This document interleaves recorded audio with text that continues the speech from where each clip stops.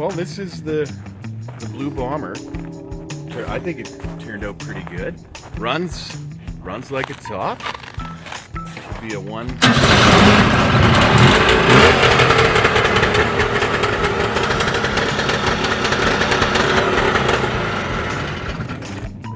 Pumped up the seat a little bit for extra suspension on the kidneys. It's great. Couldn't be happier. I hope the guy got paid for this. It was an absolute bargain. People want to know where you found those vents. Oh, the vents. Well, a very good friend manufactured them. So this is not a factory opening. So a very talented machinist did some diagrams and cut them out of plastic. And they turned out really well. Perfect.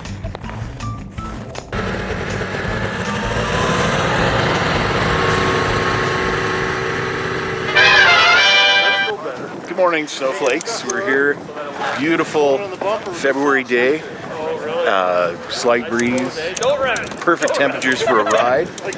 So we've got together for not really a rally per se, but just a group ride, keeping it cash, and actually pretty good turnout. So you can see quite a number of sleds have shown up.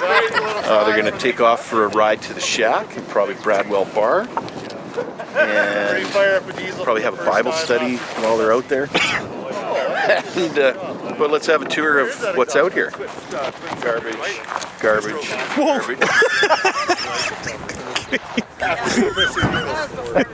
Well, what are we looking at here, Kirk? That's the worst enticer parts in PA. That's everything I got out of everybody's junk pile and just swapped and traded and rated junk piles and just put it together, and it worked. Awesome. It's about, yeah. So they call this a clone? A Thunderjet clone? Yeah, pretended jet. Pretend-a-jet. Could you point out some of the key features? Lots of highway signs and lots of rivets. That's about it. Well, I gotta say, like, those are highway signs. Canwood Co-op signs left over. And yeah, some old highway signs I got from behind a guy's garage in PA. And yeah, just awesome. I'm the only guy that has actually made an enticer less reliable by putting a Tillotson on it. Couldn't go anywhere. And just started riveting stuff together. And lots of gold paint. Yep. That gold paint, that's a perfect match. Crazy expensive. It's beauty. Yeah, Canadian Tire. Oh, not even Co-op paint. Actually had a guy in a Snowjet forum ask me what color blue I made it. And I told him Canadian Tire and he wouldn't answer me again. He was just mad. All this bead rolling, we're figuring out how to use this bead roller. Oh, I see. Yeah. And yeah, It looks great. I think it looks terrific. Cardboard and duct tape, and will that work? No, I'll make it look like this. And we moved it up. And didn't know if we could put it above the pipe or below the pipe. And I looked at old race sleds and they said, no, the pipe's hanging out, so whatever. Yeah. It's awesome, dude. Well done. So I love it.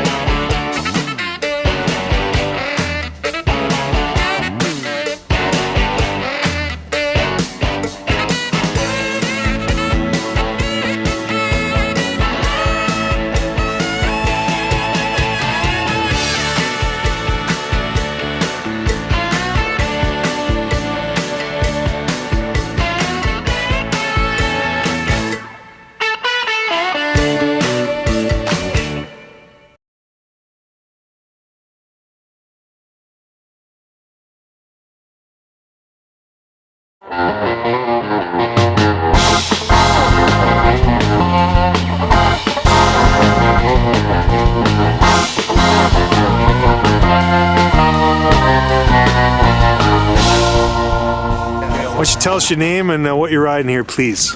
Name's Richard Gale from just north of Regina. Yeah. And I've got a 72 Rolleiflex Comanche. I basically did pretty much a restoration. The seat was done. Motor I didn't do anything to. Did the body work and went through a couple of different tracks. It had the little short track which had shrunk, and I put a poly segmented track on it. That blew apart.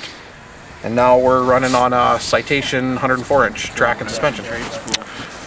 Would it have had that poly track like in that? No, that was. They had a short. It was a 94-inch, 197 pitch. As far as I could tell, the Comanches were the only sleds that used that short little 94, 96-inch track, and they weren't available even in the 70s. So they had those 3 years, 71, 72, and 73. And as far as I can tell, nothing else uses it. I haven't been able to find anything. So that segmented track, was that like an aftermarket kind of thing? Yeah, you could make it whatever length you wanted. They were 8-inch pieces, I think, something like that. And then they had a rod in them, much the same way egg belting goes together. What displacement is this engine? This is a Mighty 312 single. It's a CCW, but it's a Cure. It's made in Japan. And they used these the year before, and then they weren't using them in 72. But they had some leftovers, and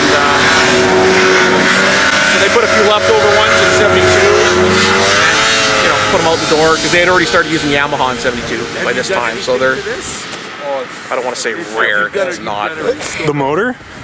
Like I've never seen one in another sled. Yeah, they used these in the 71 Comanches, and then they must have had some leftover engines. So I've never seen any other ones. So it's clutch, like a power block. Yeah, power block on it, and then I don't know what the secondary is, whatever Salisbury or something, whatever they were sourcing out of Quebec at the time. And this would have had a Donaldson in it too. Yeah, it's got a. Or is it the ACS? I think it's a Donaldson, oval Donaldson in it. Okay. Yeah. Just for this engine, the other ones that had the Yamaha engines had the ACS mufflers. Right. In Okay. 72. Oh, you changed the skis too, right? Yeah, Elan skis on it, and then it had a key-in carburetor. I tossed that, and it's got a Tillotson HR. So why did you change the skis? Because they were big and dumb, and I didn't like the looks of them. Oh. Especially when you're ahead of your car. That's the only dumb thing you could find. There's many dumb things. The seat was dumb, the skis were dumb. But yeah, I had these Elan skis I'd bought at, I think, Princeton or something for like $20. So They do look better on there than the they're factory almost a little too skis. short, but How do they handle with the shorter skis? it seems to handle fine. The suspension is what makes the big difference. On Yeah, this thing. 100%. All right. Well, very cool, Richard. It's it's a fun little sled, and so far it hasn't let me down. But the day's young.